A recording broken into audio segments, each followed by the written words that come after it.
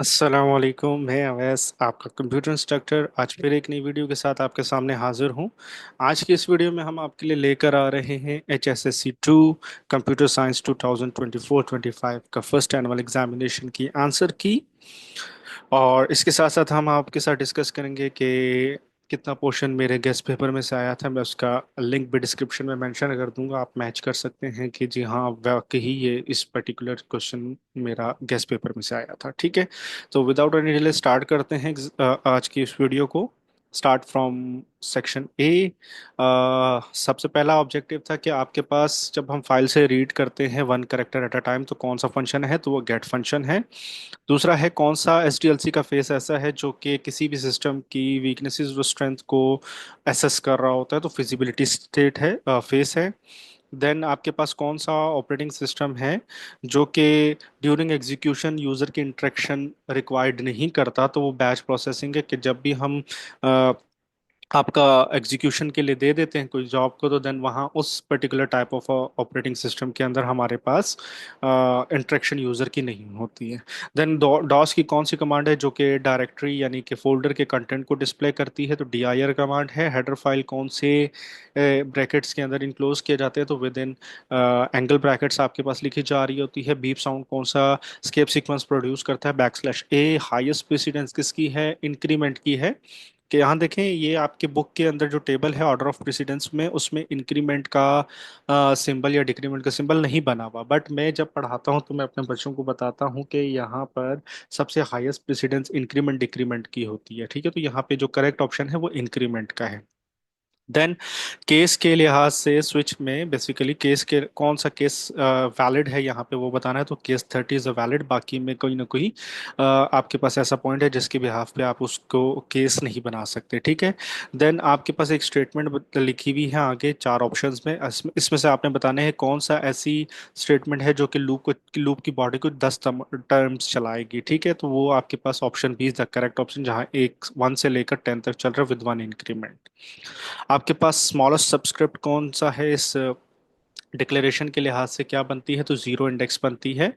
आपके पास नल करेक्टर को किससे रिप्रेजेंट किया जाता है, तो आपके पास इस सिंबल से रिप्रेजेंट किया जाता है, बैकस्लैश 0 से आपके पास इसको रिप्रेजेंट किया जा रहा होता है। ए प्लस प्लस का इक्विवेलेंट स्टेटमेंट क्या है, ए प्लस इक्वल टू 1 है, जो कि ए इज इक्वल टू ए+1 बनता है। देन यहाँ पर एक स्टेटमेंट लिखी हुई है प्रोग्राम की, उसमें आपके पास अंडरलाइन जो स्टेटमेंट है उसको बताना है वो क्या है, तो ये कंस्ट्रक्टर है। कंस्ट्रक्टर का रूल आपको मालूम है कि सेम एज क्लास नेम होता है, विदाउट एनी रिटर्न टाइप होता है। ठीक है, तो यहाँ पर ये ऑब्जेक्टिव्स वाइंड अप होते हैं, आपने बताना है कि इसमें से आपके कितने सही हुए हैं।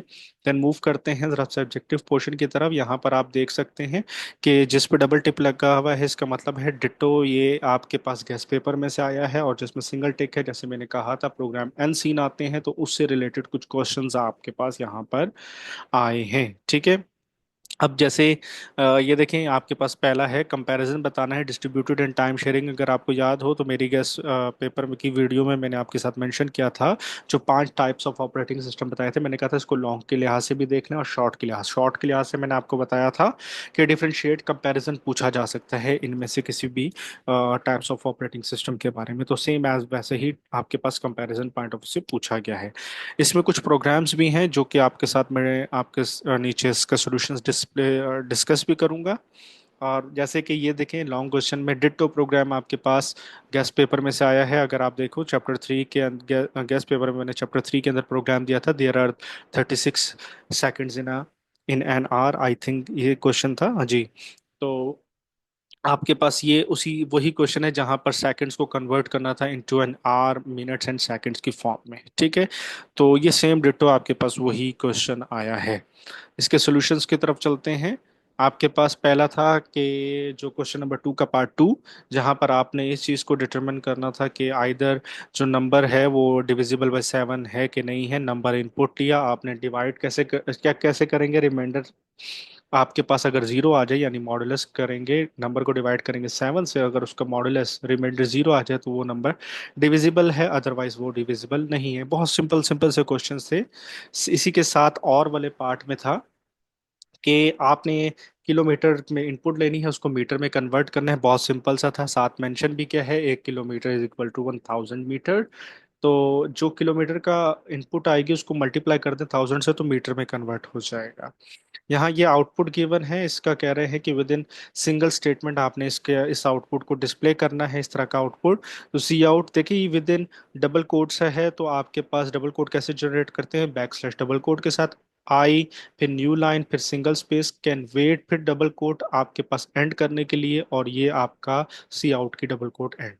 तो ये आपके पास ये आउटपुट जनरेट करेगा।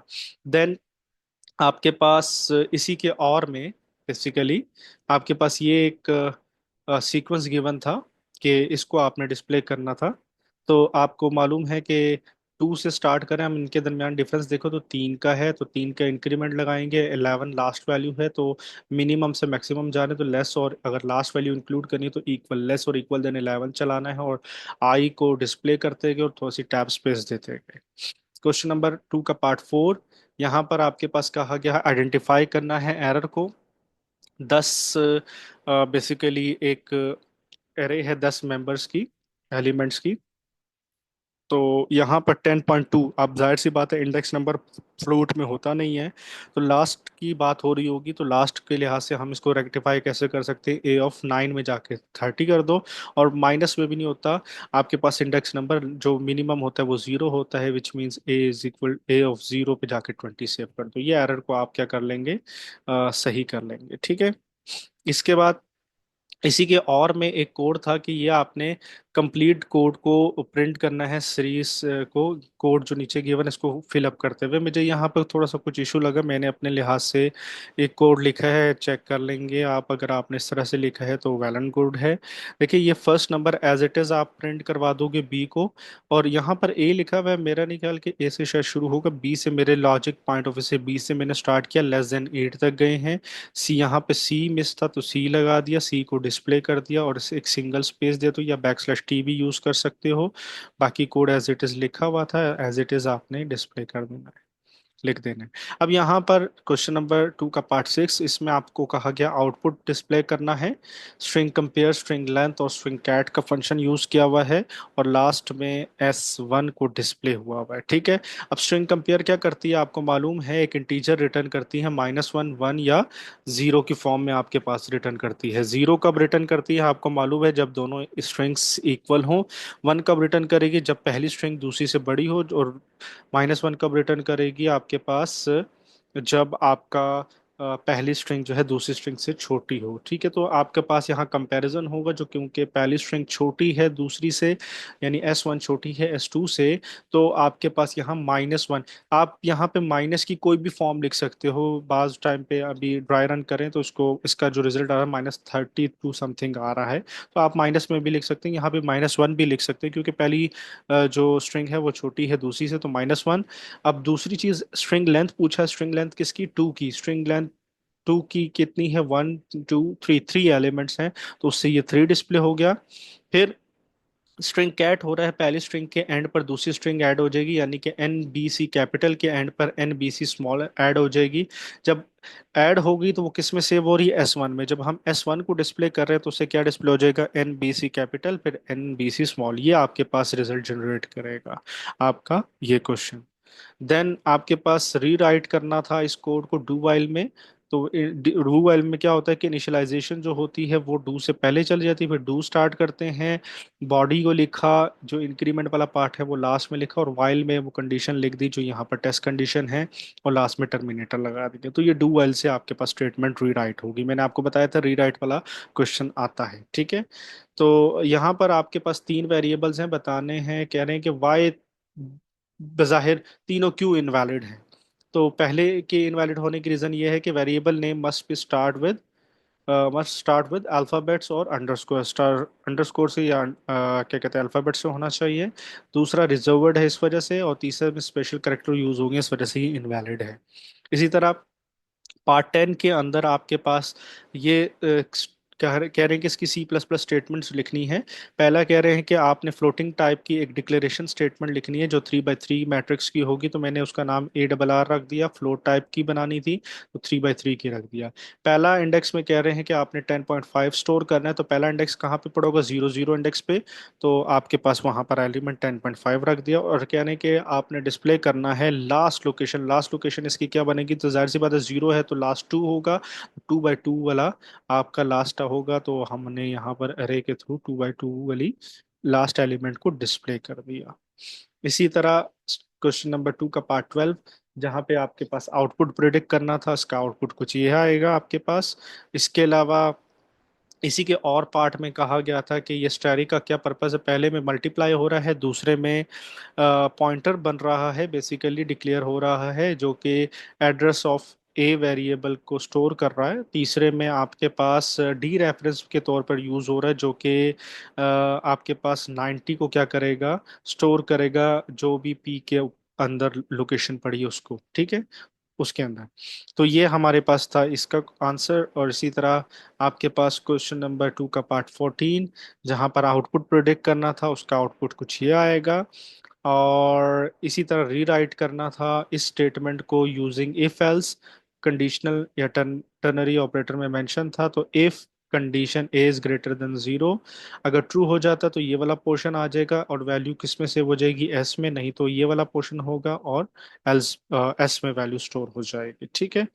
इसी तरह सेक्शन सी क्वेश्चन नंबर 5, जो मैंने आपको कहा था डिटो मेरे गेस्ट पेपर में से आया था, तो इसका आंसर कुछ इस तरह है। हमने सेकंड में लिया इनपुट और देन उसको आवर्स मिनट एंड सेकंड में कन्वर्ट करके उसको इस फॉर्म में हमने डिस्प्ले कर दिया। इसी के और में आपके पास अल्फ़ाबेट रीड करना था और बताना था वॉवल कॉन्सोनेंट है या लोअर या अपर केस, ये दोनों चीज़ें बतानी थी। तो पहले हमने वॉवल कॉन्सोनेंट चेक कर लिए, इफ के थ्रू कर लिया, आप स्विच भी लगा सकते हो। और इसी के बाद मैंने लोअर केस और अपर केस देख लिया, ठीक है। तो ये दोनों चीज़ें आपके पास एक ही कोड के अंदर बताएगा। इसके बाद क्वेश्चन नंबर 6, क्वेश्चन नंबर 6 में आपने क्या करना था कि एक 5 नंबर की एरे को इनपुट लेना था और उसको रिवर्स में करना था, उसका एवरेज फाइंड करना था, ठीक है। तो मैंने क्या किया, एक 5 नंबर के लिए एरे के लिए एन वेरिएबल बना लिया, नंबर्स को इनपुट किया, सम एक वेरिएबल ले लिया जो कि सम करके बाद में मुझे एवरेज में काम आएगा।